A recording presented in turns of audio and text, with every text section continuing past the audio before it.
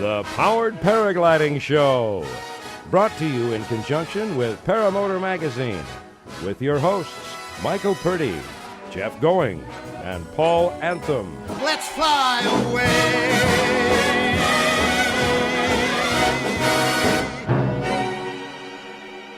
Welcome to the Powered Paragliding Show. I'm Michael Purdy here with Jeff Going and Paul Anthem. Hi, guys.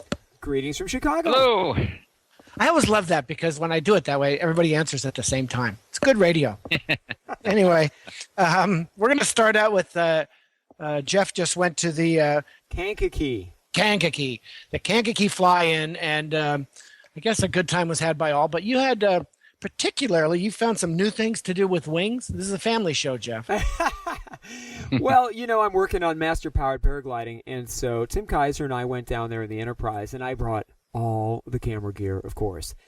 So there's some shots I needed to get where I'm talking about, this is actually for video 2, even though right now I'm working mostly on video 1, which is ground handling and kiting.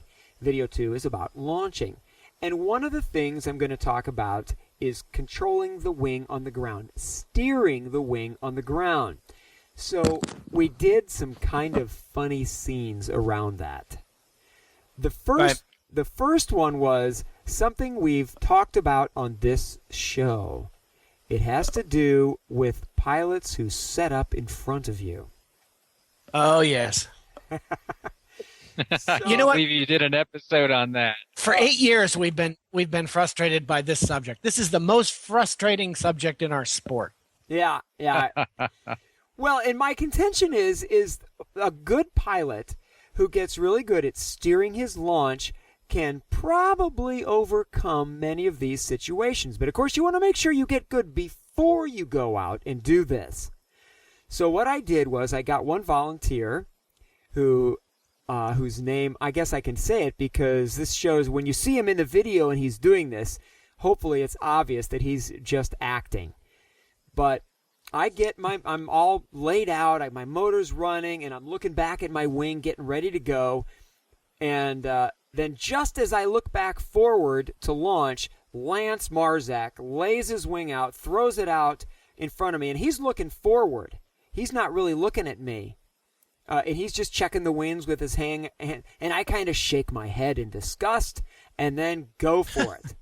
And I did 2 takes. One where Tim was kind of to the side but in front, and I inflated, and I kind of purposely headed towards him, and then I put my body to the right, which puts the wing to your left, and you kind of steer around it, and then you steer back to the right, so that it was a really obvious course change, and that's what I'm trying to show in that particular script.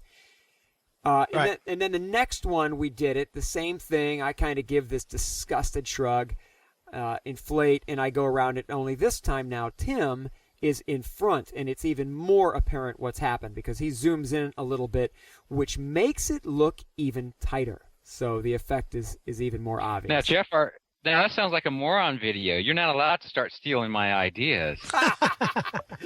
Well, now this That's exactly what the moron would do. And you've done that. You've actually done that, haven't you? I've seen that. Oh yeah, Something you've done. Oh, Paul? Have you done That it? Paul's done.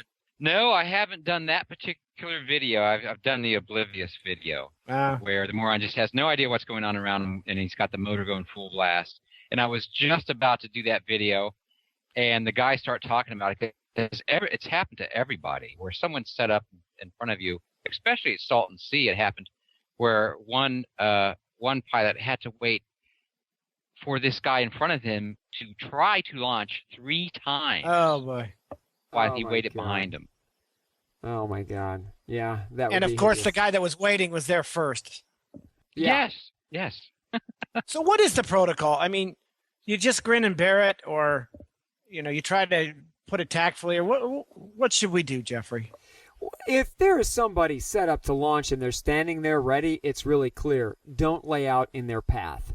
I understand, but what if that's not the case? If somebody does do it, I guess the first question is: do people usually do it out of ignorance or just out of personal greed for their own airtime? Or Here's do you where it think? normally happens: is that the person is getting ready. So someone else lays out in front of them thinking that the guy they're laying out in front of is not going to be ready. I think that's more likely where it happens. I mean, I have seen it where you're at a busy fly-in and someone lays out kind of in front of you, but they're usually not right in front of you, and it doesn't become a factor unless you go off. In this case, I'm kind of doing it humorously. I'm definitely not doing it as a moron. Let me read you the script. This technique can also be used to steer around an obstruction right in front of your launch path, like when somebody lays out their stuff in front of you. While you may want to chew up their wing, remember it will probably cost you a prop. The idea is to inflate and accelerate as much as possible, then run around the obstruction so as to wind up on your original track. Your wing may move opposite, but then you'll run back under it right away. Again, be quick to abort if things go awry. So that script right there is what I'm covering with this video footage. So you can see it's not much for a moron style thing. It's just an instructional piece and kind of like almost, pardon the pun, a prop.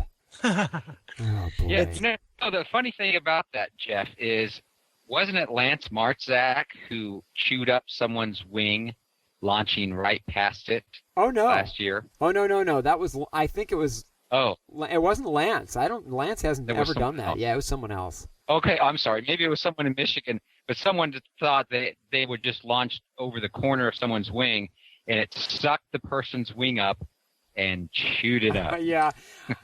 I don't remember where it was. I actually know who it was, but I'm not going to say any names. That would be So now, there's an added danger there. Right, yeah, that's why I say, you're probably going to lose a prop, let alone having to buy someone a wing. And let's face it, the fact is that if you try this technique and you run into the wing, you know what? Really, it's your fault. You're the pilot in command. I mean, abort the thing, for God's sakes. Is it worth running over someone's wing? And I saw a guy do that. He was trying to do this, and he got right up next to it, but he did the wise thing and shut it down. So a lot of pilots don't realize how sharp they can turn, or they don't. It's like a lot of things. They don't know if they're going to miss an object until it's too late. Like before they take off, oh yeah, that's fine. I'm sure I can get around that. But then things take a little bit longer for the wing to inflate or whatever, and it's real easy to sneak up on this stuff. So it's not just waiting for someone in front of you. It happens all the time with all kinds of obstructions. And a lot of people haven't gotten used to steering their launch while they're running.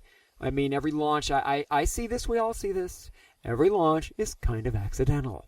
Squeeze the throttle, hope for the best, hope the wing comes along for the ride.